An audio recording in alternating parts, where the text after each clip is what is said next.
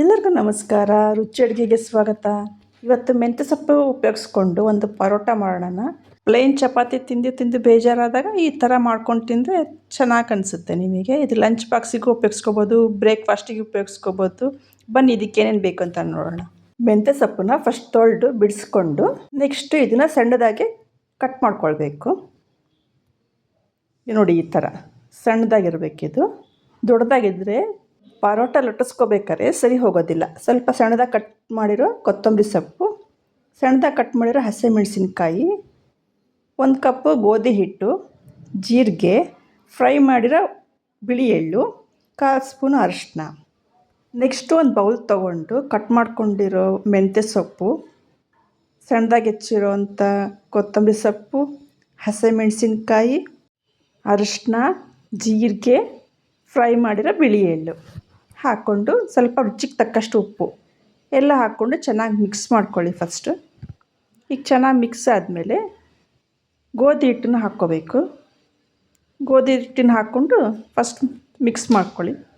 Next ಸ್ವಲ್ಪ ಎಣ್ಣೆ ಹಾಕ್ಕೊಳ್ಬೇಕು. ಎಣ್ಣೆ ಹಾಕ್ಕೊಂಡು ಚೆನ್ನಾಗಿ ಕಲಿಸ್ಕೊಳ್ಬೇಕು. ಈಗ ಇದಕ್ಕೆ ಸ್ವಲ್ಪನೇ ನೀರು ಮಿಕ್ಸ್ ಮಾಡಿಕೊಂಡು ಚಪಾತಿ ಹಿಟ್ಟಿನದಕ್ಕೆ ಕಲಿಸ್ಕೋಬೇಕು. ಕಲಿಸ್ಕೊಂಡಾದ್ಮೇಲೆ 5 ನಿಮಿಷ ಇದನ್ನು ಹಾಗೆ ಬಿಡಬೇಕು. ಚೆನ್ನಾಗಿ ನೆಂತ್ಕೊಳ್ಳುತ್ತೆ. ಸ್ವಲ್ಪ ಗಟ್ಟಿಗೆ ಕಲಿಸ್ಕೊಳ್ಳಿ. 5 ನಿಮಿಷ ಆದಮೇಲೆ ತುಂಬಾ ಸಾಫ್ಟಾಗಿ ಬರುತ್ತೆ ಇದು. ಈ ಥರ ಮಾಡಿಟ್ಕೊಂಡ್ರೆ ಟ್ರಾವೆಲ್ ಮಾಡಬೇಕಾರೆಲ್ಲ ಬೆಸ್ಟ್ ಆಪ್ಷನ್ಸ್ ನೋಡಿ. ಇದನ್ನು ತೊಗೊಂಡೋಗೋದಕ್ಕೆ ಏನೂ ಹಾಳಾಗೋದಿಲ್ಲ, ಕೆಡೋದಿಲ್ಲ, ಚೆನ್ನಾಗೇ ಇರುತ್ತೆ ತಿನ್ನೋದಕ್ಕೆ. 5 ನಿಮಿಷ ಆದಮೇಲೆ ಸಣ್ಣದಾಗಿ ಉಂಡೆಗಳು ಮಾಡಿಕೊಂಡು ಚಪಾತಿ ಥರ ಲಟ್ಟಿಸ್ಕೊಳ್ಬೇಕು. ಮಧ್ಯದಲ್ಲಿ ಎಣ್ಣೆ ಹಾಕೋದು ಏನು ಬೇಡ, ಇದಕ್ಕೆ ಹಾಗೆ ಮಾಡ್ಕೊಳ್ಬೇಕು.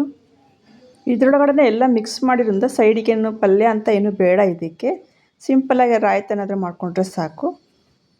ಇದನ್ನು ಬೇಯಿಸ್ಕೋಬೇಕಾದ್ರೆ ಎಣ್ಣೆ ಹಾಕ್ದಂಗೆ ಬೇಯಿಸ್ಕೊಂಡ್ರೆ ಒಂದಿನ ಇಟ್ಕೋಬೋದು, ಏನೂ ಹಾಳಾಗೋದಿಲ್ಲ. ಇದು ಚೆನ್ನಾಗೇ ಇರುತ್ತೆ.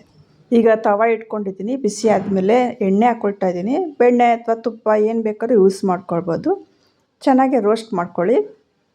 ನಮಗೆ ನಮ್ಮಮ್ಮ ಮೆಂತ್ಯ ಸೊಪ್ಪು ನಾವು ತಿನ್ನೋದಿಲ್ಲ ಅಂದ್ಬಿಟ್ಟು ಈ ಥರ ಚಪಾತಿಗೆ ಮೆಂತ್ಯ ಸೊಪ್ಪು ಹಾಕಿ ಮಾಡಿಕೊಟ್ಟೋರು. ತುಂಬ ಟೇಸ್ಟಿಯಾಗಿರ್ತಿತ್ತು. ಅದಕ್ಕೆ ನಾನೇ ನಿಮಗೆ ತೋರಿಸೋಣ ಅಂತ ಮಾಡ್ತಾಯಿದ್ದೀನಿ.